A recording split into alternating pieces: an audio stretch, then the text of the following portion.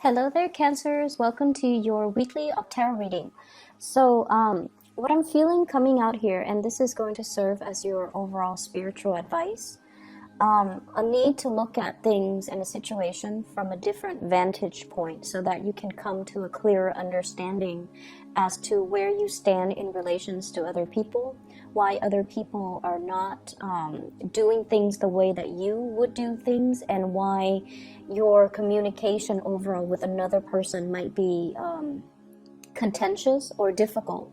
And so the need to kind of step outside of our shoes, put ourselves in other people's shoes to understand, all the things that they've been through.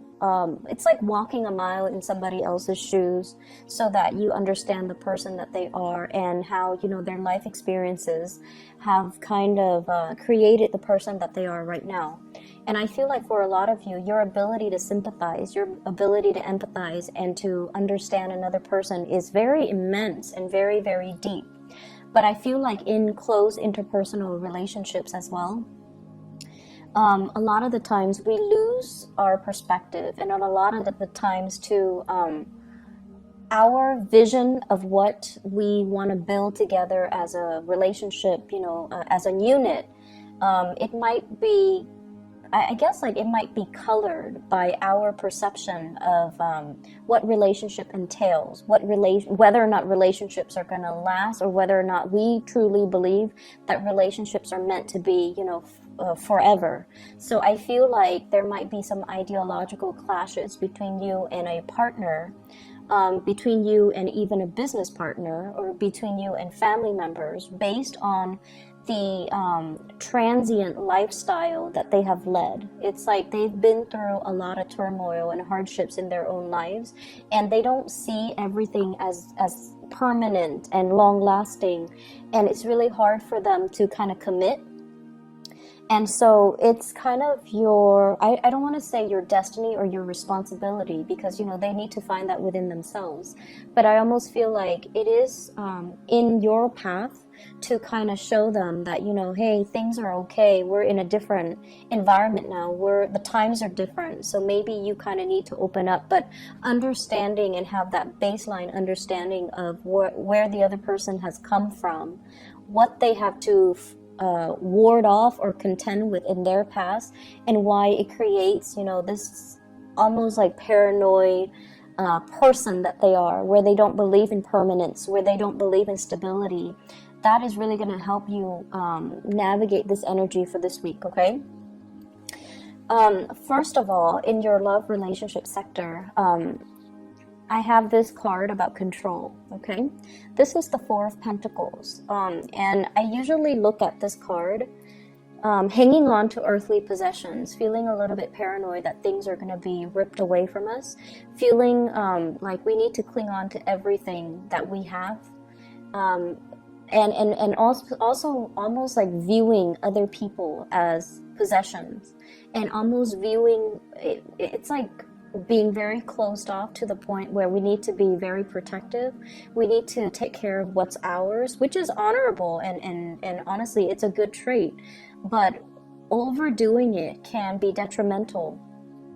And I do feel a lot of the element of control when it comes to this card, clinginess, control, and wanting things a certain way. And I almost feel like, attributing our sense of self-esteem with our possessions, with the people that are in our midst. And I usually see it as like, the person that has like the trophy spouse, the trophy wife, the trophy husband, the eye candy, and that they can parade around town with someone who's very, very attractive, because they feel like it boosts their self-confidence when onlookers see that there was someone who's very attractive. They get a big ego boost. So it's kind of akin to that, and in a more in a lesser sense when it comes to relationships, this is trying to control resources, trying to cling on to everything, because we automatically assume that our sense of self-worth, our sense of competence, and our sense of confidence is greatly linked in with the people we surround ourselves and the material possessions that we have in our midst. And I also feel as well, when it comes to arguments, when it comes to dealing with another person that you're romantically involved with, that you're married to, or, you know, a significant other, whoever it is, that you're romantically linked up with, this is like not being able to see outside of our own vantage point. Like I said earlier, clinging on so strongly to our beliefs that when people question our values, question our beliefs, we feel like it's an attack on us personally. And so we tend to get a little bit defensive. And a lot of the times, the things that we are very defensive about are things that we know to be true about ourselves. And that's why it's like touching a sore spot that we don't want to look at. It's like touching something we have swept under the rug that somebody is now poking at, and it makes us uncomfortable. So if there has been, arguments and things like that, where a partner has somewhat like triggered or found your soft spot, these are areas that you have to work on rather than getting defensive. Maybe it's time to, say like, let's take a break from this. Let me ruminate over what you have just said, and then I'll come back to you at a later date. Detaching yourself so that you can do some inner examination, and that so you can figure out why these are such trigger topics for you, and why issues of control and dominance are playing out in your relationships. I feel like for many of you, it's like either side of the coin. You might be attracting people who are kind of like impulsive, or they're like trying to plan out everything for you in your life. So they might be encroaching, like crossing over your boundaries, or not respecting your free will. And so you have this defensive stance up all the time regarding a relationship partner, where you're trying to maintain your space and you're trying to take control of your own life. And then for others, there's this issue of, control and things like that coming in your relationship that you're exuding towards another partner. The partner that you're dealing with shows up here as a 6 of Swords. This is somebody that has been through hell and back, okay?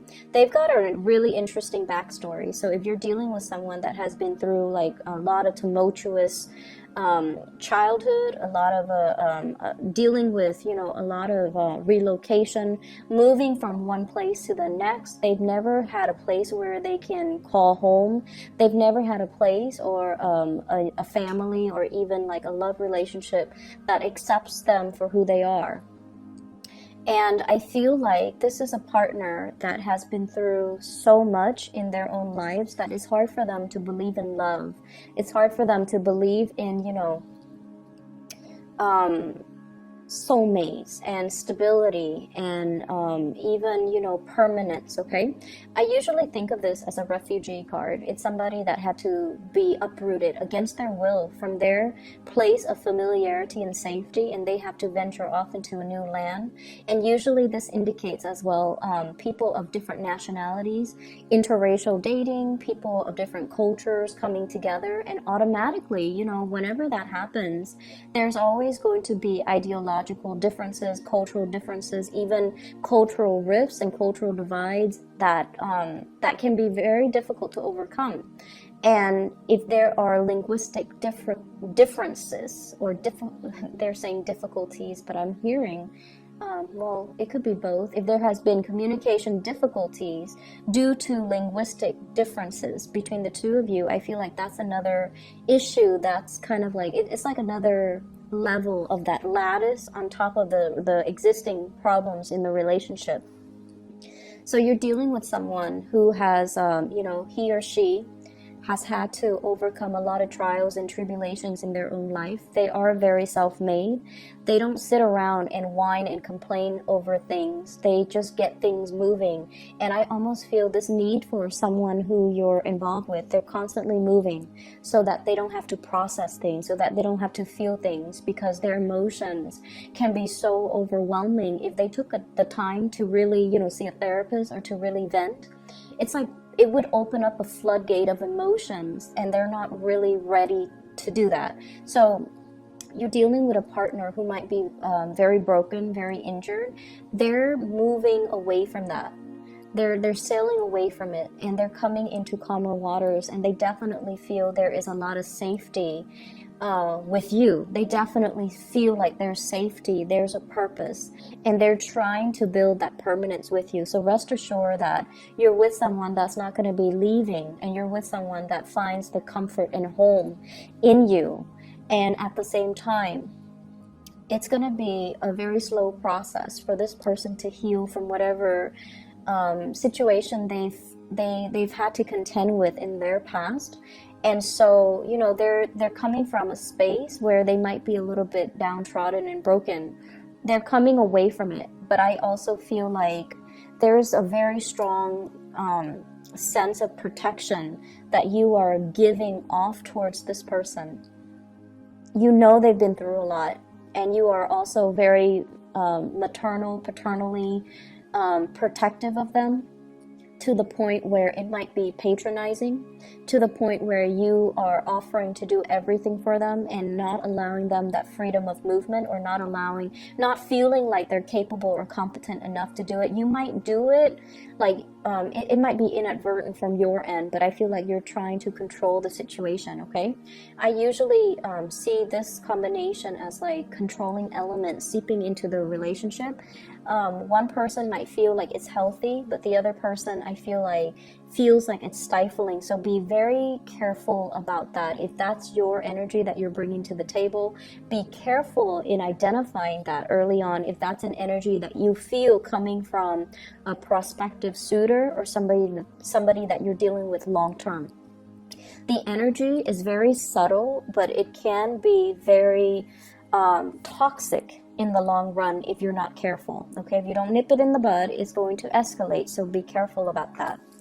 I also feel as well, others of you who are dealing with another person who's a lot more, I want to say a lot more stable, is looking for permanence, is looking for kind of like home, okay? We have here the Queen of Wands, and this is a fire sign, Sagittarius, Aries, or Leo. And it's also echoed in this card here. This is the Knight of Wands, okay?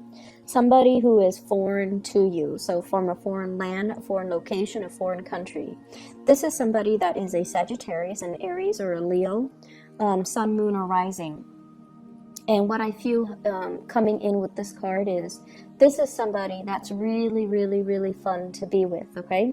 They exude a lot of excitement, a lot of passion. There could also be a lot of chemistry between the two of you. And the energy is really, really strong. They're very proactive. They get a lot of things done in their lives. They're kind of on top of this hill, like, I've made it. I'm now scanning around for a suitable partner, but somebody needs to be on my level. Otherwise, I'm not going to date them. So this is somebody who is quite picky. And if someone doesn't really, you know, they're on a hill, so they have a lot of prospects, right? They're looking at things from a bigger, larger vantage point, or a higher vantage point. And I feel like they see what you're about, and they need you to kind of like walk up this hill and meet them halfway, or they need to know that you're on their level in order for you to invest in them.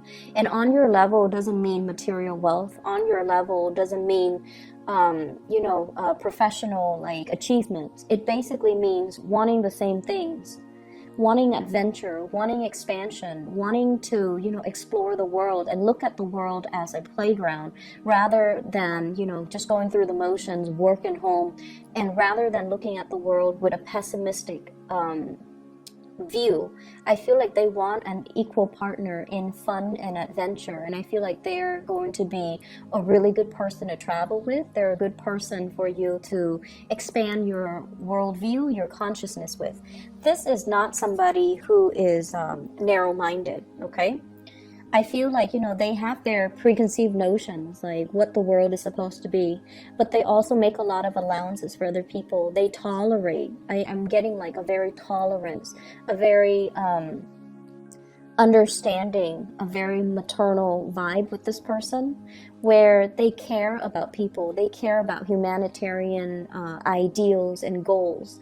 And I feel like they connect to people not as foreigners or like you're from this country, you're from that country, but they have this sense of collective consciousness where they see everybody as a human race, and they don't have any prejudice, they don't have any narrow-mindedness or tunnel vision when they deal with other people. And I feel like for them, there's also this innocent, trustworthy, and trusting energy that they bring to the table where they don't really believe anyone is out to hurt other people. So you might think it's naivety, but I feel like it's more giving everyone the benefit of the doubt. So you have someone that is really it's like providing a breath of fresh air in your life and a fresh perspective. And because of that, I almost feel like they're really exciting to be around. And I feel that you are trying to build wealth with this person, okay? I have here the Ten of Pentacles. This is an escalation in the relationship. The way that this card is depicted is almost like castle in the clouds, right? Castle in the clouds, dreaming and conjuring up, this ideal family image, this sort of like a grand match between two people where the two people have the same educational level of attainment. If, for example, you have a PhD, they have a PhD. If you have a master's, they have a master's. If you have a law degree, they might be, if you're a lawyer, they might be a doctor. It's somebody who's very, very similar in professional achievements, educational achievements, someone who is a really, really good match. And for those of you who are in arranged marriages, I feel like your parents or whoever is setting you up might have somebody in mind for you who is a really, really good match. So a really suitable match for you, not just materially and professionally, but also a very good match for you on a spiritual level, and that will really allow you to grow and have a really fun relationship as well as a stable, suitable relationship. When I look at this card, I think about royalties and how back in the days, people kind of like, it's like a political marriage. But I feel like with this card and with the energies that it's wedged in between, you're meeting somebody that is a really good match for you. And I feel like there is this nesting instinct that's going to come naturally to the two of you, okay? Nesting instincts. People assuming their specified gender roles. So even for same-sex couples, it's almost like one person will step up and assume the feminine role, the other person will automatically then assume the masculine role. So whatever that means to you in every relationship, even same-sex relationships, we kind of need to embody the yin and yang energy in order for the energy to flow well. And I feel like there's this natural affinity that you have with another person where one person embodies the yin energy and the other person that yang energy, and so things will move along very, very smoothly. And as a result of that, we're going back to the first card. This is about, relinquishing control. This is about allowing your partner the freedom and also the opportunity to step up and take control of situation, or also allowing the natural flow of who's in control and who's relinquishing, just allowing that to naturally calibrate between you and another partner rather than forcing a connection, rather than having it a specific way. I do feel for many of you in relationships, you are at a point where you are trying to, your nesting instincts are kicking in. You are trying to build something with a relationship partner. So you might be conscious or, a lot more aware about your spending, which is a good thing. You are a lot more conscious about saving up. You are a lot more conscious about, taking care of your relationship partner, wanting to purchase a property, wanting to buy a house, wanting to buy a car, wanting to, save up for the children's college fund. So you're doing practical things to sort out and balance out your resources just so that you can pass some things along, pass down a legacy, pass down an inheritance, and leave something of lasting value to your children because somebody is triggering this nesting instinct within you. In other areas of your life, I do have a spiritual advice that's coming into the picture for you. And I feel like for some of you, and I know it's supposed to be, you know, spiritual advice, but I'm seeing it here, so I'm just gonna say it. I feel like you have an ex that's still haunting you, for some of you, and you have moved away from it, but I feel like you can't be rid of them. That's what it feels like to me. They're either relentless, like they won't let go of the connection, or you're not being clear enough. And this is something I've mentioned before many times for Cancerian people, especially the men, especially the Cancerian men. You're really nice people, and a lot of the times you send, you know, confusing messages to the people that you're interacting with. And take a page out of the, I want to say, what sign is very final? Capricorn. Take a page out of the Capricorn playbook when it comes to, you know, exes and relationships, okay? When they're done, they go silent.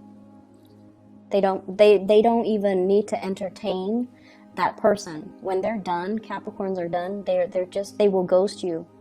And you will never ever know, you know, did the Capricorn person die? Are they okay? How could they not respond to me? Well, it's because they're very final.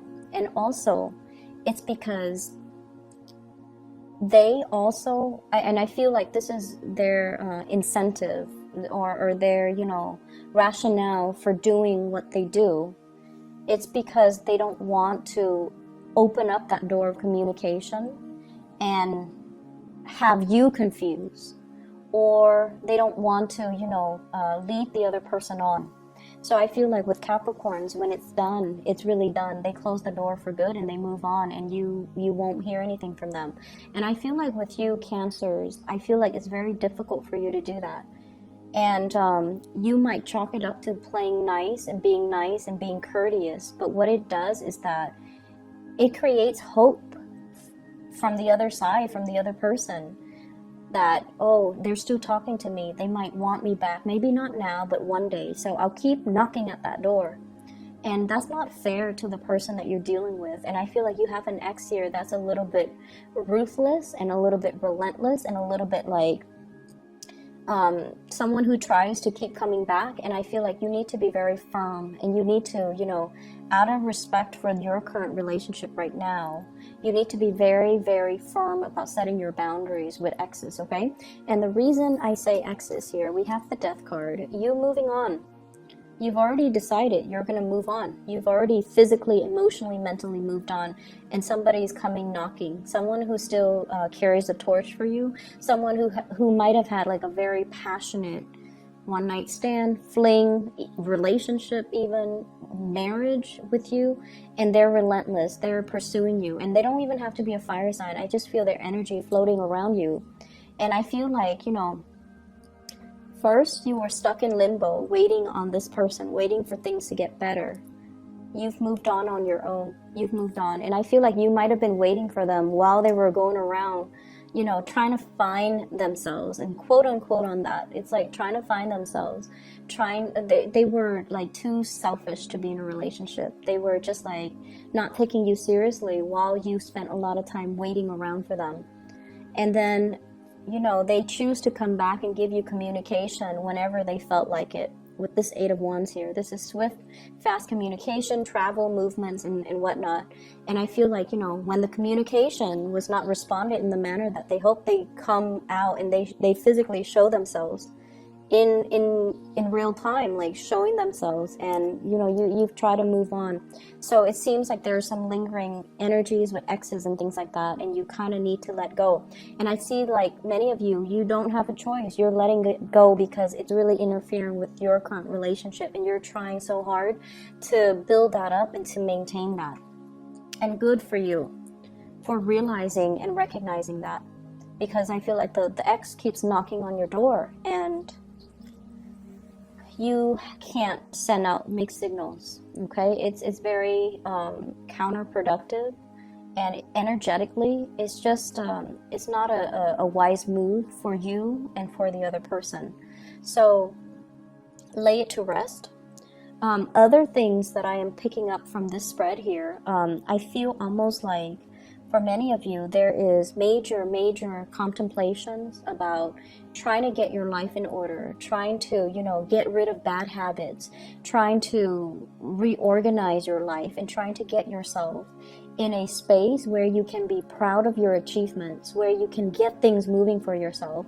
So I almost feel like this fire lit up under you, where you're like, okay, I need to get things done. I've been stalling. People have been stalling me, or I've been stalling. I've been kind of like on the sidelines of life, just hanging around. And, there are so many things, so many dreams and aspirations, and, things that I want to do, things that I want to achieve, but I've just been dangling here for quite some time. And then life, before you know it, passes you by, right? And it's sort of like, how if you've been like this, right? And then you get yourself out of this situation and you turn yourself upright. You have this massive head rush, right? Like it just feels otherworldly. So I feel like that's the head rush. It's when all the information, all the realization, all the revelations coming to you all at once. And it can feel somewhat painful, somewhat disorienting, and somewhat like time is running out. I need to get things moving. I need to get things started.